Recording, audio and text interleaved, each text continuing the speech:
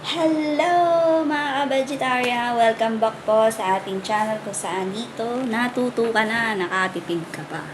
So, ngayon naman po ang ikalawang i-discuss ko na ipe-prepare nyo na may konting gastos ay ang barangay clearance. So, nabanggit ko siya nung nakaraang videos ko.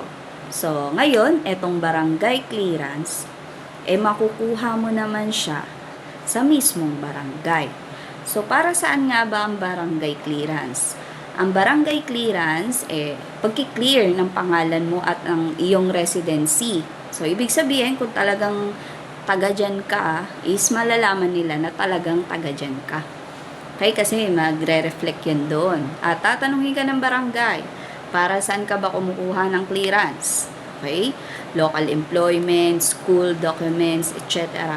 Kung para saan. So, kapag ka ikaw ay 18 na, syempre hindi mo na makakailanganin para sa pang-date, di ba? O kung ano. So, hindi yun kasali guys ha, hindi yun kasali. So, legal documents na po siya. Kasi syempre may pirma na yan. Saka syempre barangay na yan. Okay? Ginagamit siya po, pwede siya sa bangko. Kailangan siya sa dokumento ng bangko. Pero pag 18 ka na, pwede mo na siyang gamitin ng local employment. Take note guys ha, meron din tong expiration. So may chance na 6 to 1 year lang ang validity. Sometimes nga po 3 months lang. So make sure po na kapag willing ka na mas maaga pa, i-prepare mo na ng maaga yung mga dokumento mo. Okay, briefing ko lang pala dun sa nakaraang videos ko is yung cedula. 1 year ang validity ng cedula.